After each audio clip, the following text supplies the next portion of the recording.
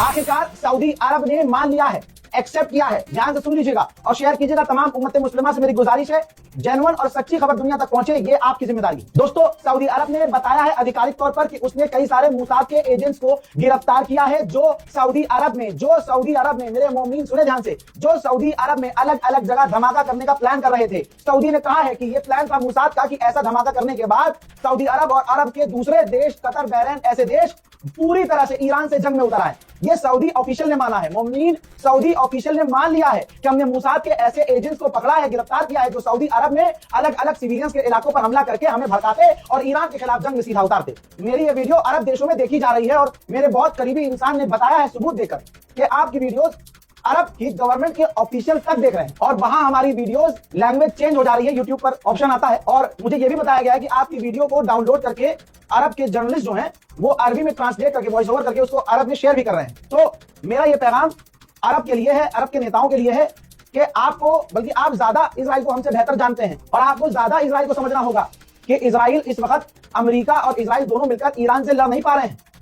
America, Israel अब चालाकी ये कर रहे हैं कि आपको, यानी अरब देशों को ईरान के खिलाफ सामने कर देंगे और अमेरिका और इजराइल पीछे हो जाएंगे। ये प्लानिंग चल रही है। अरब देशों से मेरी गुजारिश है कि आप, जब तक ये जंग चल रही है, अमेरिका की तमाम फैसिलिटीज, अमेरिका की जितनी भी आपके पास साइट्स हैं, जितने बेस हैं, सब बंद कर दीजिए। आप मना कर दीजिए, सस्पेंड कर दीजिए। आप कहोगे आप अपना एयरबेस ले लेना, बाद में चालू कर लेना, लेकिन ईरान से जंग के बाद इस वक्त हम नहीं दे सकते। अगर जबरदस्ती का कोई एग्रीमेंट है तो आप एग्रीमेंट खत्म कीजिए, क्योंकि जबरदस्ती आपको जंग में घसीटने की कोशिश की जा रही है।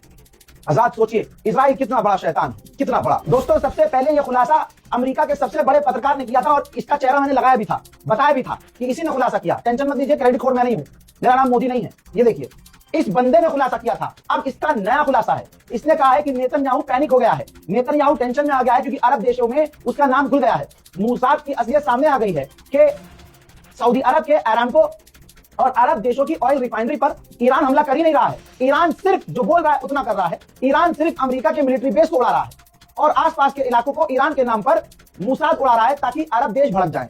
यह खुलासा हो गया है। अरब के गवर्नमेंट ऑफिशियल्स को पता चल चुका है और अब नेतन्याहू टेंशन में आ गया है। अरब स्टेट के पास, इसी वजह से, ईरान के हमलों की वजह से अरब स्टेट के पास इंटरसेप्टर्स खत्म हो रहे हैं और अमेरिका से अरब ने मांगा है कि आप हमें इंटरसेप्टर्स दीजिए। उधर से सच्चाई आपको पता है कि अमेरिका के पास खुद इंटरसेप्टर्स इतने नहीं हैं कि वो सबको बांट सके। मैं अरब देशों से रिक्वेस्ट करूंगा, अगर मेरी आवाज आप तक पहुंच रही है, कि आप इसी वक्त अमेरिका के बेस को बंद कर दीजिए अपने यहाँ। ईरान का एक भी ड्रोन आपके यहाँ नहीं आएगा। और अगर ईरान तक मेरी आवाज जा रही है, IRGC तक, तो मैं कहूंगा कि ईरान की गवर्नमेंट, ईरान की IRGC खुलासा करे और सबूत दे कि आप सिर्फ और सिर्फ अमेरिकी टारगेट को हिट कर रहे हैं। और बार बार ये क्लियर करते रहे, तमाम अरब देशों से कांटेक्ट करें, उनको प्रूफ दें, वो भाई है हमारे, साबित कीजिए। और मोहम्मद बिन सलमान ने भले ही आप पर हमला करने के लिए अमेरिका को उकसाया हो, लेकिन आप अपना दिल साफ रखिए और सऊदी अरब के क्राउन प्रिंस से डायरेक्ट बात कीजिए और उनको समझाइए कि आपको धोखा देने वाले हम नहीं, आपको धोखा अमेरिका और इजराइल दे रहे हैं। वहीं भारत की पूरी दुनिया में रेल पिट गई है कि अपने मेहमान को मरवा दिया इसने। मोदी ने अपने मेहमान के मारे जाने पर कुछ नहीं कहा। इधर से ईरान की एक और वॉरशिप तेजी से श्रीलंका आ गई, क्योंकि ईरान अपनों को मरता हुआ छोड़ता नहीं है। वो तो सलाम हो श्रीलंका का, हम सलाम करते हैं श्रीलंका को, कि उन्होंने ईरानियन लाशों को तो ढूंढ के निकाला। मोदी सरकार तो लाश भी सड़ती हुई छोड़ देती, भले ही कुछ भी हो, क्योंकि उन्हें हिंदुओं को खुश करना है। 27 में चुनाव है, समझ रहे हैं आप, लेकिन इंशाल्लाह बेड़ा गर्क होगा, क्योंकि इंसानियत से ऊपर कोई चीज नहीं है। वहीं आपको बता दूं कि ईरान का दूसरा युद्धपोत 250 मेंबर के साथ श्रीलंका पहुंचा, तो श्रीलंका ने क्या किया, ईरान के उस युद्धपोत को खाली करवा लिया और तमाम ईरानियन ऑफिशियल्स को अपने मुल्क में ले गया। ये श्रीलंका ने बहुत समझदारी का काम किया कि कहीं अमेरिका इस युद्धपोत को भी ना उड़ा दे, और अमेरिका श्रीलंका पर हमला करेगा नहीं, तो इसलिए अमेरिका ईरानियन गार्ड की सेफ्टी के लिए उनको युद्धपोत से उतार के अपने मुल्क ले गया है, उनकी खातिरदारी कर रहा है। सारी दुनिया, बल्कि मिडिल ईस्ट के एक्सपर्ट हो, दुनिया के एक्सपर्ट हो, वॉर एक्सपर्ट हो, सब भारत की आलोचना कर रहे हैं कि यार इनका मेहमान था। ईरान ने अपने मुंह से कह दिया हमारा वॉरशिप भारत का मेहमान था, भारत में परफॉर्म करके आ रहा था। ऐसी जात पर आजाद, इनकी विदेश नीति पर थू है।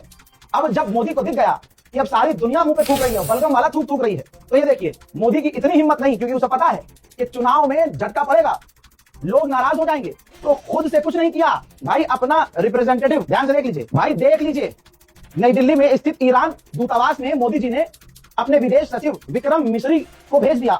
उन्होंने शोक व्यक्त किया, शोक पुस्तक पर हस्ताक्षर किए। ईरान के दिवंगत सर्वोच्च नेता आयतुल्लाह सैयद अली खामनाई को जी हाँ श्रद्धांजलि अर्पित की। ये देखिए डबल गेम खेल, लोग कह रहे हैं मुसलमान कह रहे हैं यार कितना, चलो मोदी जी ने कर तो दिया, देखो मोदी जी ने जलवा, मोदी जी का जलवा, मोदी जी ने कर दिया भाई, मोदी जी ने दुख व्यक्त, मोदी जी ने व्यक्त नहीं किया है अभी तक। यही तो मुसलमान बढ़ जाता है, चीजें नहीं समझता। हिंदुओं को खुश करने के लिए मोदी जी ने खुद कुछ नहीं किया है, सरकार के एक नेता को ईरान के दूतावास भेज दिया, लेकिन इतना है बस कि चलिए अभी तक खामोशी थी, अब कुछ तो बोले, लेकिन पूरी दुनिया के दबाव में बोले, पूरी दुनिया में जलील होने के बाद बोले।